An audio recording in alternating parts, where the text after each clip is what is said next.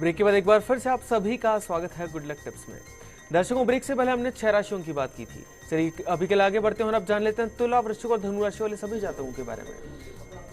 तुला राशि की बात कर लेते हैं। आज ग्रहों की जो स्थिति है वो आपको हाथों हाथ फैसला करने के लिए प्रेरित कर सकती है, लेकिन किसी भी डिसीजन या किसी भी सिचुएशन में आप तब तक शामिल ना हो जब तक आपने उससे ठीक से समझ नहीं लिया हो, अपने सारे विकल्पों पर विचार ना कर लिया।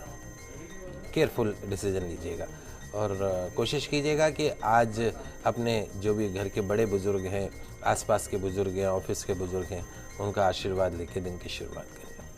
अगली जो राशि वो है वृश्चिक राशि। वृश्चिक राशि वाले जो हमारे दर्शक हैं, कुछ चीज़ें तय समय से देरी से शुरू होंगी। आज ट्रेन थोड़ी लेट हो सकती है, उसके परिणाम स्वरूप आपकी गति आज थोड़ी धीमी हो सकती है, लेकिन टेंशन मत लीजिएगा। आप जल्दी ही फिर से समय को लेकर अपनी लय में दोबारा आ सकते हैं। आज के दिन की सफलता के लिए माँ तुलसी जी का सेवन करके दिन की शुरुआत कीजिएगा। अगली जो राशि धनु राशि। आज का दिन सोच समझकर महत्वपूर्ण फैसले लेने का है। किसी भी मामले में अति मत कीजिएगा, जल्दबाजी मत कीजिएगा। व्यापार स्थल और कार्य क्षेत्र में अचानक लाभ मिलने के योग हैं। अपनी सोच को नकारात्मक मत बनाइए। भगवान विष्णु की आराधना करके आज के दिन की शुरुआत करेंगे तो दिन अच्छा गुजरेगा। पंडित जी, अंतिम 3 राशियों की तरफ बढ़ने से पहले एक मेल ले लेते हैं। पंडित जी, हमारे पास मेल प्राप्त हुआ था जयपुर से विजय जी का। इनकी जन्म की तारीख है 27/4/1988 और पंडित जी इनके जन्म का समय है शाम का 7:28 का। पंडित जी जानना चाहते हैं कि 2 से 3 बार व्यापार कर चुके हैं पिछले 2 से 3 साल में, लेकिन कोई भी व्यापार इनका चला नहीं है अभी। तो कौन सा व्यापार करना इनके लिए बेहतर रहेगा और फिर व्यापार छोड़कर नौकरी ही करें, वो बेहतर है इनके लिए? देखिए विजय जी, आपकी जन्म कुंडली में राहु की महादशा चल रही है 18 साल की। ऊपर से आपके प्रॉफिट हाउस में चंद्र केतु का ग्रहण है।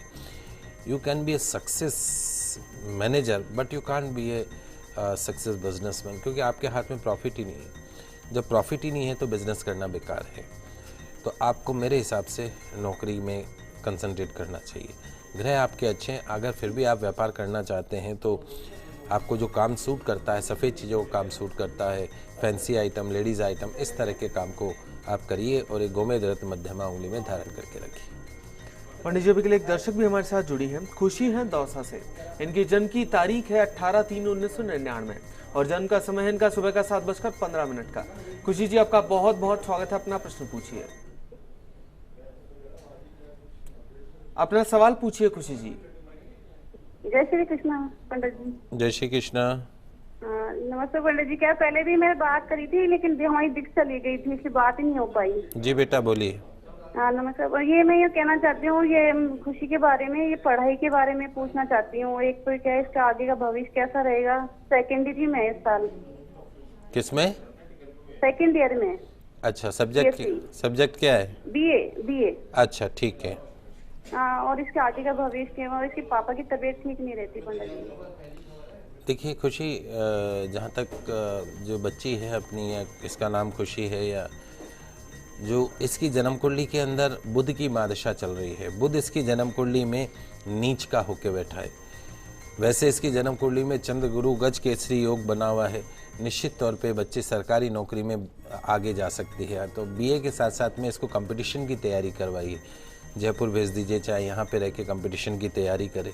अगर ये कंपटीशन देती है तो निश्चित तौर पे 2018, 19, 20 में इसके कंपटीशन में सक्सेस होने की पूरी संभावना है। कुंडली बहुत अच्छी है इस बच्ची की। सिर्फ जो समस्या है वो एक तो बुध नीच का और एक शनि नीच का है।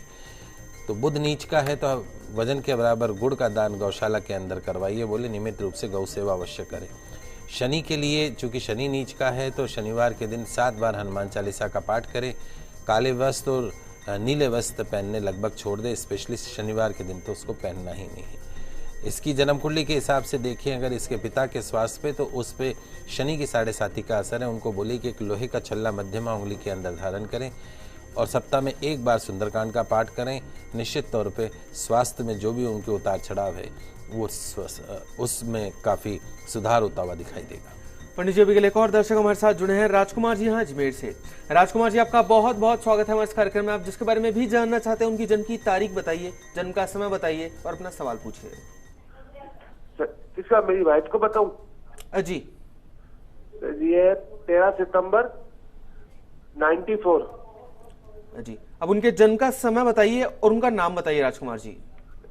नाम है नीलावंती। जन्म का समय 12:30 बजे। जी राजकुमार जी, दोपहर का 12:30 बजे और रात का 12:30 बजे। दोपहर का है ना नीलम? जी, अपना प्रश्न पूछिए राजकुमार जी। मुझे नमस्कार गुरुजी। जय श्री कृष्णा। दोपहर का 12:30। हाँ पूछिए बेटा, क्या पूछना चाहते हैं? मैं अपने संतान योग के बारे में पूछना चाहता तो हूँ। ये आपकी तारीख समय बताओ ना। मेरी हाँ, सरकारी नौकरी आपको चाहिए, पत्नी को चाहिए? संतान योग के बारे में जानना चाहते संतान हैं योग के बारे में संतान पूछना था। योग। हमारी शादी को 5 साल से ऊपर हो गए। आपकी भी बताइए। मेरी 5 मार्च है और 91 जन्म है। 5 मार्च और 91। हाँ। समय सुबह। संतान योग। आपका समय क्या है बेटा? मेरा समय सुबह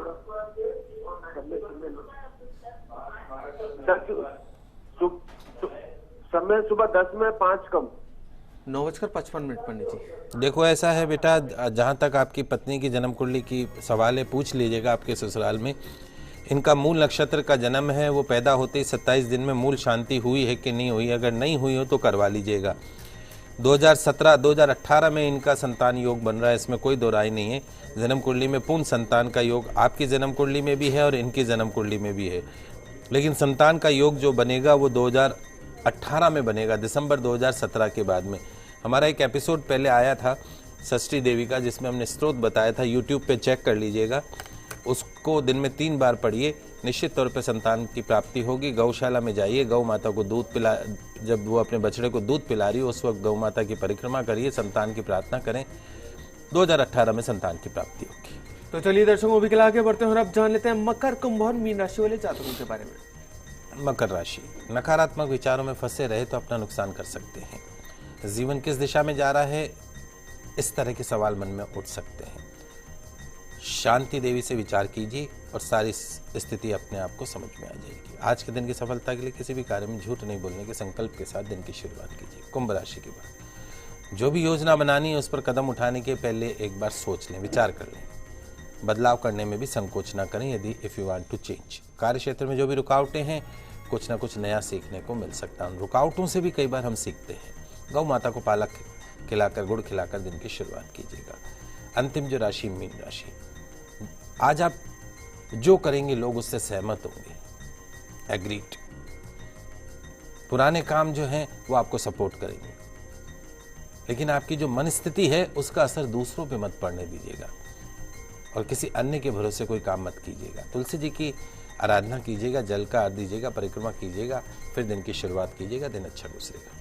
तो दर्शकों, ये तो हमने बात की आज के दैनिक राशिफल के बारे में।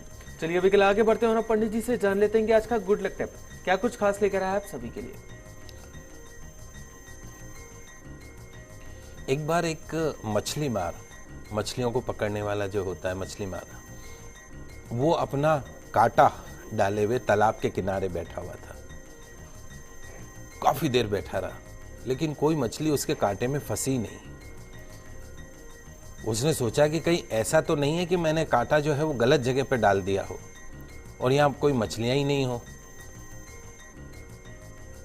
उसने तालाब में झांक के देखा तो उसके कांटे के आसपास बहुत सारी मछलियां घूम रही थी। उसे बहुत आश्चर्य हुआ कि इतनी सारी मछलियां होने के बाद भी कोई भी मछली फंसी क्यों नहीं, जबकि मेरे कांटे में तो दाना लगा हुआ है।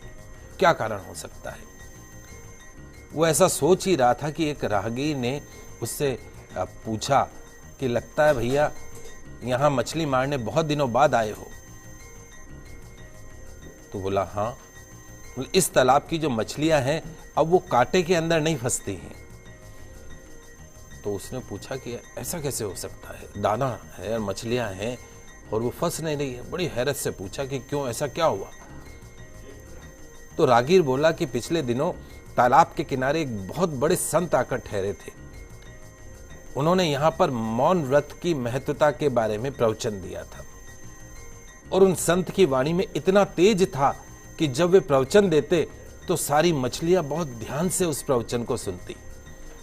और यह उनके प्रवचनों का ही असर है कि उसके बाद जब भी कोई इन्हें फंसाने के लिए कांटा डालकर बैठता है तो वो मौन धारण कर लेती है, पूरे होठ ही सी लेती है। अब जब मछली मुंह खोलेगी ही नहीं तो वो कांटे में फंसेगी कैसे? इसलिए बेहतर यही है कि आप कहीं और जाकर कांटा डालो। उसकी जो बात थी वो मछली मार की समझ में आ गई और वो वहां से चला गया। तो दोस्तों, कितनी सही बात है ये। हम जब मुंह खोलेंगे ही नहीं तो हम फंसेंगे कैसे? यह बात मछलियों की तरह उन व्यक्तियों को भी समझ लेनी चाहिए जो अपनी बकबक करने की आदत के चलते स्थान और समय का ध्यान रखे बिना अपना मुंह खोलकर मुसीबत में फंस जाते हैं। इस गला काट प्रतियोगिता के इस युग में इस बात की इंपॉर्टेंस और बढ़ जाती है। न जाने कौन अपना कांटा डाले आपको फंसाने के चक्कर में बैठा हो। जैसे ही आपने मुंह खोला आप फंसे। हमारे राजनेता तो ऐसे ही फंसते हैं अक्सर। तो ऐसी सिचुएशन से बचने के लिए जरूरी है कि हम धीरे धीरे मौन का अभ्यास करें। धीरे धीरे अभ्यास से हम सीख जाएं। सप्ताह में कुछ घंटों का ही सही मौन अवश्य रखें। किसी ने खूब कहा है कि जब तक सांस है टकराव मिलता रहेगा, जब तक रिश्ते हैं घाव मिलते रहेंगे। पीठ पीछे जो बोलते हैं उन्हें पीछे ही रहने दो। अगर रास्ता सही है आपका तो गैरों से भी लगाव मिलता रहेगा। जय श्री कृष्ण। तो दर्शकों, हम उम्मीद करते हैं कि हमारा कार्यक्रम आज आपको काफी पसंद आया होगा। पंडित जी हमारे स्टूडियो में आने के लिए दर्शकों की समस्या का समाधान करने के साथ साथ इतनी सरल कहानी के माध्यम से इतना महत्वपूर्ण संदेश देने के लिए आपका बहुत बहुत आप सभी का आज का दिन मंगलमय हो, शुभ हो। जय श्री कृष्ण, जय माता की जय श्री। तो आप सभी सोमवार से शुक्रवार हमें कॉल कर सकते हैं हमारे स्टूडियो नंबर्स पर और जान सकते हैं अपनी समस्याओं का हल। कल फिर मिलेंगे, तब तक के लिए खुश रहिए, अपना ख्याल रखिए। नमस्कार।